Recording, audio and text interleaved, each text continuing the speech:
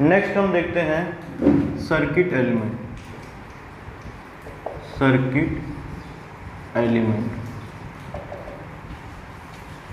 Circuit element होते हैं register, inductor और कैपेसिटर। क्लियर? रजिस्टर को हम ऐसा बना के दिखाते हैं R यूनिट ओम, इंडक्टर को हम ऐसा बना के दिखाते हैं L हेनरी, और कैपेसिटर को हम ऐसा बना के दिखाते हैं फैराड। यहाँ पर रजिस्टर, इंडक्टर, कैपेसिटर, इनको हम क्या बोलते हैं? Circuit element. रजिस्टर को जब हम किसी सर्किट में लगाते हैं, तो रजिस्टर की प्रॉपर्टी रेजिस्टेंस इफेक्ट में आती है। क्या इफेक्ट में आती है? रजिस्टर की प्रॉपर्टी रेजिस्टेंस इफेक्ट में आती है। इसको R को R ही लिखते हैं। इंडक्टर को जब हम सर्किट में लगाते हैं तो इंडक्टर की प्रॉपर्टी इंडक्टेंस इफेक्ट में आती है। इंडक्टेंस को हम एक्सेल से दिखाते हैं। एक्सेल इज इक्वल टू होता है 2πfL। कैपेसिटर को जब हम सर्किट में लगाते हैं तो कैपेसिटर की प्रॉपर्टी कैपेसिटेंस इफेक्ट में आता है। कैपेसिटेंस को हम XC से दिखाते हैं, ये होता है 1/2πfC। क्लियर? प्रॉब्लम को सॉल्व करते समय हम R को R ही लेते हैं। ये एक्सेल के आगे हम प्लस J एक्सेल लगाते हैं। अब ये J क्या है ये हम आगे पढ़ेंगे। क्लियर? जो XC होता है इसके आगे हम -j XC लगाते हैं। ये J एक J ऑपरेटर है जिसको हम आगे पढ़ेंगे। इसके आगे प्लस या माइनस क्यों लगाए ये हम आगे देखेंगे। क्लियर? रजिस्टर की यूनिट ओम होती है, रेजिस्टेंस की यूनिट भी ओम होती है। इंडक्टर की यूनिट हेनरी होती है बट इंडक्टेंस की यूनिट ओम होती है। कैपेसिटर की यूनिट फैराड होती है लेकिन कैपेसिटेंस की यूनिट क्या होती है? ओम होती है। क्लियर है सबको? यहाँ पर इंडक्टेंस और कैपेसिटेंस को साथ में मिला के रिएक्टेंस बोलते हैं। क्या बोलते हैं? रिएक्टेंस बोलते हैं। रिएक्टेंस को X से दिखाते हैं। ये may be positive may be negative हो सकता है, तो प्लस J या -j X से रिप्रेजेंट करते हैं। क्लियर है? अगर ये प्लस JX है तो इसको हम बोलेंगे इंडक्टिव रिएक्टेंस, और अगर ये -jX है तो इसको बोलेंगे कैपेसिटिव रिएक्टेंस। क्लियर है? और ये रेजिस्टेंस और ये रिएक्टेंस को मिलाकर हम बोलते हैं इम्पीडेंस। क्या बोलते हैं? इम्पीडेंस। इम्पीडेंस को Z से दिखाते हैं, R ± j X से रिप्रेजेंट करते हैं, और इस इम्पीडेंस की भी यूनिट क्या होती है? ओम। क्लियर है? So register resistance, inductor inductance, capacitor capacitance, inductance और कैपेसिटेंस को साथ में मिला के रिएक्टेंस, और रिएक्टेंस और रेजिस्टेंस क्या बोलता है? इम्पीडेंस। क्लियर है सबको? अब थोड़ा ध्यान से देखेंगे। यहाँ पर मैंने आपको बताया था AC और DC, पिछले वीडियो में AC और DC सप्लाई के बारे में बताया था। जो AC सप्लाई होती है, AC सप्लाई जो होती है उसकी कुछ ना कुछ फ्रीक्वेंसी होती है, जैसे अपने इंडिया में 50 हर्ट्ज। क्लियर? तो कुछ ना कुछ फ्रीक्वेंसी होती है, तो वहाँ पर XL और XC इफेक्ट में आएंगे। इनको हमको कैलकुलेशन में लेना पड़ेगा। क्लियर? लेकिन जहाँ DC सप्लाई होती है, DC सप्लाई की जो फ्रीक्वेंसी होती है वो कितनी होती है? 0। DC सप्लाई की फ्रीक्वेंसी क्या होती है? 0 होती है। तो रेजिस्टेंस पे फ्रीक्वेंसी का कोई इफेक्ट नहीं पड़ता, रेजिस्टेंस R का R ही रहेगा। बट XL क्या हो जाएगा? यहाँ पर F की वैल्यू मैं 0 रखूँगा यहाँ पर, तो XL क्या हो जाएगा? 0। मतलब ये कैसा बिहेव करेगा? शॉर्ट सर्किट टाइप से बिहेव करेगा। मतलब अगर मैं किसी डीसी सप्लाई में एक इंडक्टर को लगा दूं तो एक तार को जोड़ने के बराबर ही काम करेगा। क्लियर है? जो कैपेसिटेंस है XC वो क्या हो जाएगा? फॉर डीसी फ्रीक्वेंसी क्या होती है? 0। तो मैं यहाँ पे क्या रखूँगा? 0 रखूँगा। तो XC की वैल्यू क्या हो जाएगी? 1/0, दैट इज क्या हो जाएगी? इनफाइनाइट। क्लियर है? मतलब XC कैसा बिहेव करेगा? ओपन सर्किट टाइप से बिहेव करेगा। मतलब अगर मैं किसी डीसी सप्लाई में इंडक्टर को लगा दूं तो एक तार लगाने के बराबर ही काम करेगा, शॉर्ट बिहेवियर। और अगर मैं किसी डीसी सप्लाई में कैपेसिटर को लगा दूं तो वो सर्किट को वहीं से ब्रेक कर देगा, इनफाइनाइट रेजिस्टेंस ओपन कर देगा, आगे करंट कोई नहीं जाने देगा। क्लियर है? इस कारण जब हम डीसी सप्लाई पढ़ते हैं तो वहाँ पर इंडक्टर और कैपेसिटर का एनालिसिस नहीं करते, केवल रेजिस्टिव नेटवर्क का एनालिसिस होता है। केवल किसका एनालिसिस होता है? रेजिस्टिव नेटवर्क का एनालिसिस होता है। लेकिन जहाँ पर एसी सप्लाई आ गई वहाँ कुछ ना कुछ फ्रीक्वेंसी आएगी, दैट्स वाई इंडक्टेंस और कैपेसिटेंस भी अपने इफेक्ट में आ जाएंगे। तो कैलकुलेशन के लिए हमको इसको कंसिडरेशन में लेना पड़ेगा। क्लियर है?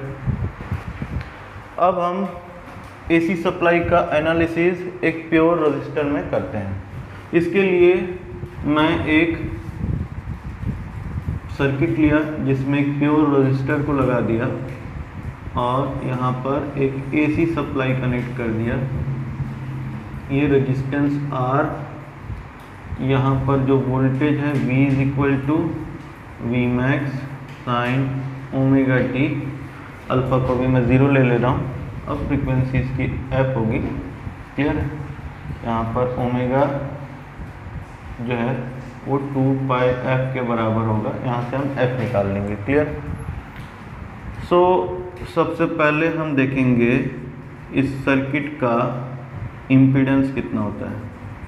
इम्पीडेंस मीन्स Z कितना होता है। Z की वैल्यू R के बराबर होगी क्योंकि केवल प्योर रजिस्टर ही सर्किट में कनेक्ट है। क्लियर? अब हम देखते हैं इसमें करंट कितनी फ्लो होती है। तो इसमें जो करंट फ्लो होगी, सेकेंड करंट, जो करंट फ्लो होगी I, ये होगी V/Z। V की वैल्यू है Vm sin ω t और Z की वैल्यू कितनी है? R। यहाँ पर Vm/R ले लिया, यहाँ sin ω t। Vm/R को मैं लिख सकता हूँ Im sin ω t। क्लियर है? थर्ड हम देखते हैं फेजर डायग्राम।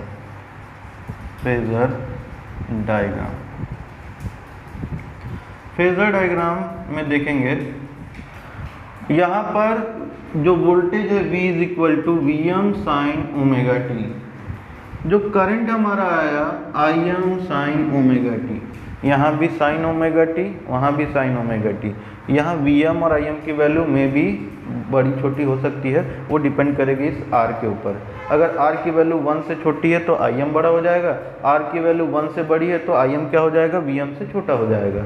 बट फेज अगर देखेंगे, अभी हम फेजर देख रहे हैं, तो फेज देखेंगे तो यहाँ भी sin ω t है और वहाँ भी sin ω t है। दैट्स वाई वोल्टेज और करंट एक दूसरे के फेज में रहेंगे। वोल्टेज और करंट एक दूसरे के किस में रहेंगे? फेज में रहेंगे। देन फोर्थ हम देखेंगे power factor. Power factor, cosine of angle between voltage and current, cosine of angle between voltage and current is called power factor. तो यहाँ पे हमारा पावर फैक्टर आ जाएगा cos 0 दैट इज 1। और पावर बोलेंगे, अभी हमने 3 पावर का एनालिसिस किया था। वो पावर जो वर्क में कन्वर्ट होता है उसको एक्टिव पावर बोलते हैं और एक्टिव पावर को हम किससे दिखाते हैं? P से दिखाते हैं। तो जनरली पावर बोलने का मतलब हम एक्टिव पावर से ही समझते हैं। तो power P = VI cos 0 that is cos 0 1 हो गया, ये आएगा हमारा V I, v is equal to I into R, तो आई स्क्वायर आर, और i is equal to V by R, that is V square by R. तो हम अगर प्योर रजिस्टर को AC सप्लाई दे देंगे तो कुछ इस टाइप का इफेक्ट हमको दिखेंगे। क्लियर है? नेक्स्ट हम देखते हैं second AC supply in pure inductor. Clear है? इस प्योर इंडक्टर में हम क्या किए हैं, एक AC सप्लाई लगा दिए हैं, V is equal to V max V M sine omega T. Clear है? हम जानते हैं कि for inductor V is equal to होता है L D I by D T. V is equal to क्या होता है, L D I by D T. तो यहाँ पर मैं किया L D I by D T is equal to V की पूरी वैल्यू रख दे रहा हूँ यहाँ पर, V M sine omega T. यहाँ पर D I by D T किया, यहाँ हो जाएगा V M by L sine omega T. दोनों ओर इंटीग्रेशन कर देता हूँ, तो यहाँ पर आ जाएगा आई, यहाँ हो जाएगा V M by l integration sine omega t d t. ठीक है, क्लियर? तो यहाँ पर हो जाएगा I is equal to v M upon omega l, यहाँ पे हो जाएगा माइनस कॉस ओमेगा टी, और इसको मैं लिखूंगा तो आई इज इक्वल टू आ जाएगा V M upon omega L sine omega T minus pi by 2। यहाँ पर जो v अपॉन ओमेगा एल है, omega is equal to 2 pi F L, 2 pi F into L XL होता है। तो यहाँ पर मैं इस v डिवाइडेड बाय एक्सएल को डायरेक्ट क्या लिख सकता हूँ, i is equal to I M sine omega T minus pi by 2। Clear है? तो इससे हमको ये क्लियर हो रहा है कि सबसे पहले इम्पीडेंस, जो सर्किट का इम्पीडेंस Z होगा वो होगा, केवल L लगा हुआ है तो XL आएगा, XL that is omega L, omega L मतलब 2 पाई एफ एल, और यहाँ पे J लगाएंगे, ये J ऑपरेटर होता है। अभी हम इसको देखेंगे क्या है। क्लियर? सेकंड हम देखते हैं करंट, जो करंट की वैल्यू आती है I is equal to V divided by Z, that is V divided by omega L, जो हम यहाँ पे देखें। क्लियर? यहाँ पर जो I आएगा V divided by omega L। अभी मैं मैग्नीट्यूड ले रहा हूँ, एंगल को अभी मैं कंसिडर नहीं कर रहा हूँ, एंगल को अभी अपन फेजर में देखते हैं। तो थर्ड आएगा हमारा फेजर डायग्राम। फेजर डायग्राम में मैं किसको, V को रेफरेंस ले लिया, मैं V को रेफरेंस ले लिया। यहाँ ओमेगा टी अल्फा की वैल्यू क्या थी, 0, कुछ नहीं था, तो मैं वोल्टेज V को रेफरेंस ले लिया। जो V के रिस्पेक्ट में जो I आया, इसमें देखेंगे तो ये sign omega T minus pi by 2 आ रहा है। इससे हमको ये क्लियर होता है कि जब प्योर इंडक्टर सर्किट में लगा रहता है तब जो करंट होती है I, वो वोल्टेज से 90 डिग्री ऐसे पीछे चलती है, ऐसे 90 डिग्री पीछे चलती है। इसको हम बोलेंगे I lags V by 90 degree. अगर मैं इस I को रेफरेंस ले लूँ तो I से V क्या कर रहा है, I से V पॉजिटिव एंगल बन रहा है, तो मैं बोलूँगा V leads I by 90 degree. Then चौथा हमारा आएगा power factor cos 90 that is 0 होगा, और पांचवा power that is active power P is equal to VI cos 90 that is 0। So active power consumed by inductor 0, power factor 0। जो current I है वो voltage से 90 डिग्री क्या करती है, लैग करती है, और अगर मैं करंट को रेफरेंस लूँगा तो V क्या कर रहा है, 90 डिग्री लीड करता है यहाँ पर। थर्ड हम देखते हैं जब AC सर्किट में प्योर कैपेसिटर कनेक्ट होता है तो क्या होगा। यहाँ पर एक प्योर कैपेसिटर हम लिए हैं और उस प्योर कैपेसिटर में हम supply voltage Vm sin omega t लगा देंगे। फॉर कैपेसिटर हमको पता है I इज इक्वल टू होता है C dV/dt। तो जो करंट I होगा वो C d/dt किया और V की वैल्यू यहाँ पुट कर दिया Vm sin omega t। So यहाँ पे होगा I is equal to C, Vm को कॉमन ले लिया, Vm omega cos omega t। Clear है। और इस कॉस ओमेगा t को मैं लिख सकता हूँ I is equal to Vm C omega sine omega t plus 90 degree, ऐसा लिख सकता हूँ। यहाँ पर जो V into C double omega आया है, V इंटू सी ओमेगा आया है, इसको मैं आई एन से डिनोट कर देता हूँ तो ये आ जाएगा sign omega T plus 90 degree. Clear. तो सबसे पहले हम देखते हैं इसका इम्पीडेंस। इम्पीडेंस जो जेड आएगा वो ये ओमेगा 1/ओमेगा सी के बराबर होगा, जिसको हम क्या बोलेंगे, एक्सी बोलेंगे। और यहाँ पर माइनस जे लगेगा तो यहाँ माइनस जे आ जाएगा। क्लियर है। सेकंड हम देखेंगे current I is equal to V upon Z हो जाएगा। जेड की वैल्यू हो जाएगी V divided by minus J XC. Third देखेंगे फेजर डायग्राम। फेजर डायग्राम ये हमारा वोल्टेज था V।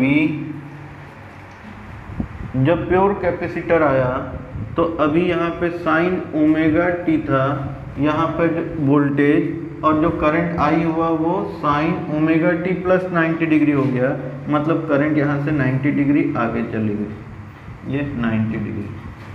तो हम बोलेंगे यहाँ पर आई लीड्स, आई ये V से आई प्लस 90 डिग्री बना रही है तो I leads V by 90 degree. Clear है। और अगर मैं I को रेफरेंस लूँगा तो उससे V माइनस डिग्री बना रहा है, माइनस 90 डिग्री बना रहा है, तो बोलूँगा V lags I by 90 degree. Clear है।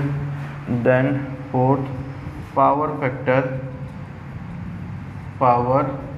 Factor cos 90, cosine of angle between voltage and current, voltage and current के बीच एंगल 90 बन रहा है तो cos 90 दैट इज 0। और पांचवा power that is active power P is equal to VI cos 90 that is 0। Clear. अब हम देखते हैं चौथा इन RL सर्किट। अब इसमें R भी कनेक्ट होगा, L भी कनेक्ट होगा। RL दोनों सीरीज में लगा दे रहा हूँ और यहाँ पे सप्लाई दे दिया V is equal to V max sine omega T, ये R और ये L। यहाँ पर L कनेक्टेड है तो इसका एक्सेल इफेक्ट में आएगा। एक्सेल होगा 2πfL, इसी 2πf को अपन ओमेगा बोलते हैं तो ये ओमेगा L होगा। क्लियर। तो सबसे पहले इम्पीडेंस जो होगा इसका Z की वैल्यू, ये दोनों सीरीज में हैं तो R प्लस जे एक्सएल होगा। सेकंड जो करंट होगा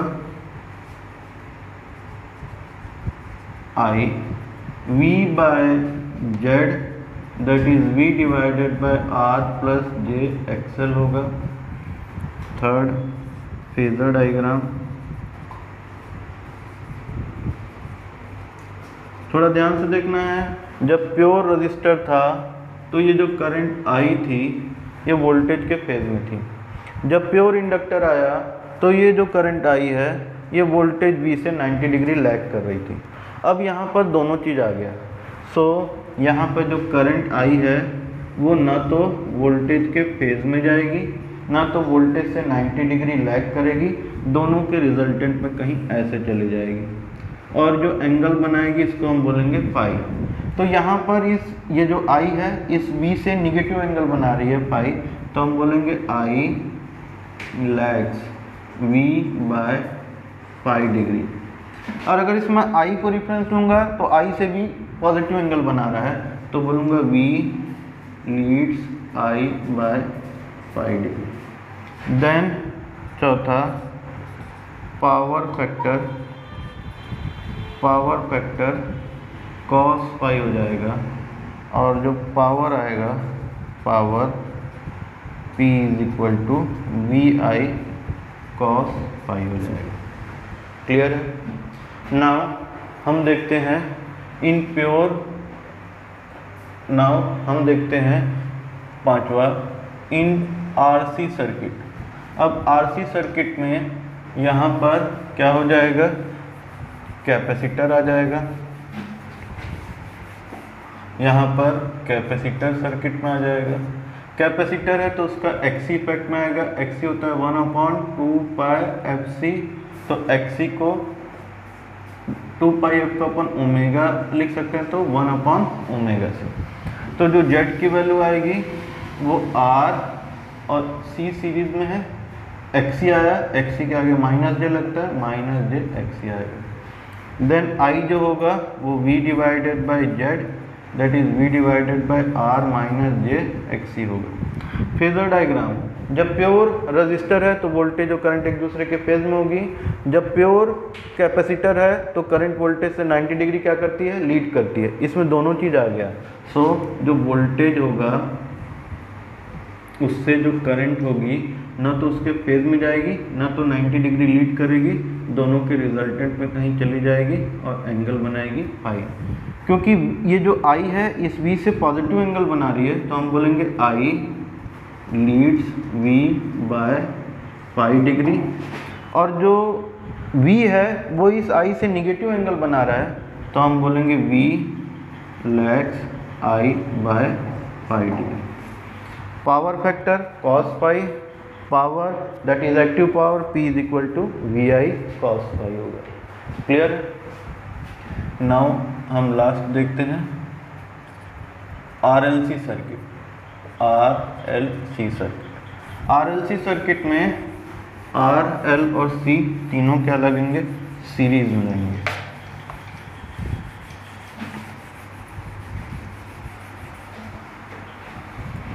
ये R, L और C तीनों को मैं सीरीज में बनाता हूँ।